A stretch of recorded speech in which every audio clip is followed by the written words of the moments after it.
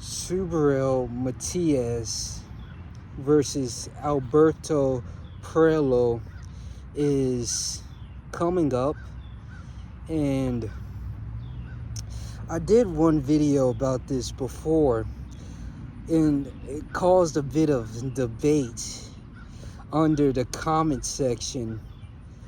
Something about Matias is not being similar to Gary Russell, and I think it was mainly a bunch of Puerto Ricans with their pride going for Matias in this fight.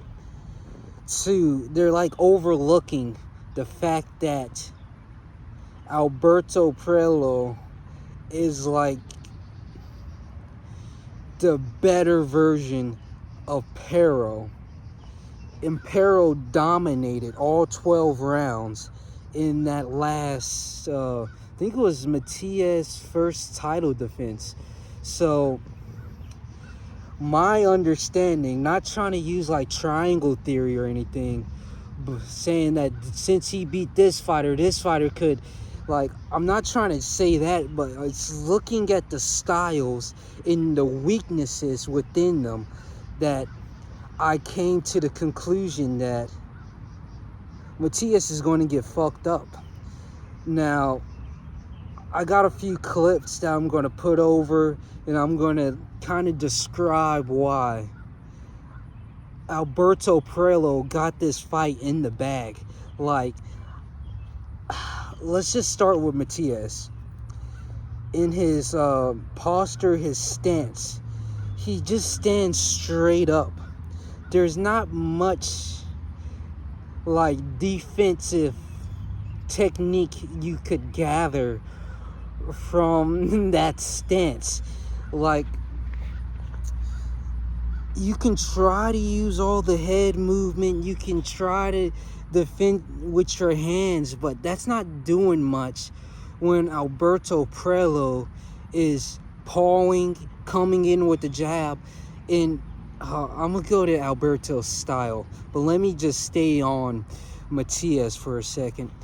With Matias, not only does he stand straight up, he has a bit of head movement, but his main thing is just guard. Put his guard up, that's all. And that's not really going to be beneficial. But let's just keep going. Not only does he just put his guard up, there's not much footwork to accompany all of his, technique, all of his stylistic fighting. So, going to Alberto Puello real quick, he has like a Philly shell. You know, the Shakur Stevenson, the Floyd Mayweather guard.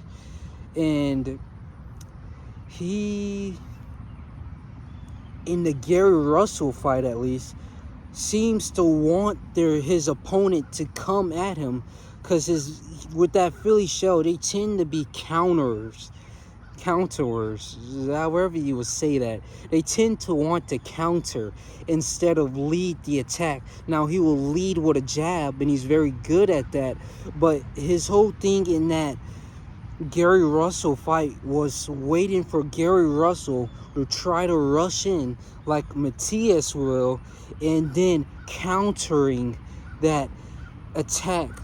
All these bugs. Countering that attack. And that's why I feel like Puello has that advantage over Matias, because Matias is just going to walk forth and attempt to overcrowd and overwhelm his opponent with all these punches. I can't even punch with this hand. With all these punches, and kind of use his brute force, his murderous power to take over Puello. But my whole thing is looking and analyzing Puello. That's exactly what he wants in an opponent. he wants his opponent to just run at him, try to bull rush him, so he could take on, and not only that, counts, though he's a slick counter puncher. So in the clip right here, you can see Gary Russell trying to just run forward with his, he probably threw an overhand. I don't know the clip, but he probably threw an overhand and a hook, trying to just rush in with a power shot. And Puello most likely was just waiting for that. Why isn't he going to wait for Matias's only like thing that he does? So in my opinion, I don't think Puello's going to knock out Matias, but he's going to dominate this fight easily. Like, maybe I'm biased or something, I don't know how, but maybe I don't know what I'm talking about. But from what I see, Puello has this fight in the bag.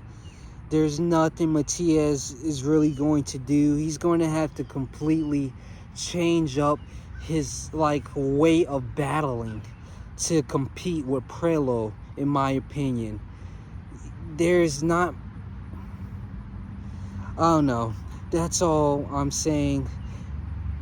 Puello's winning.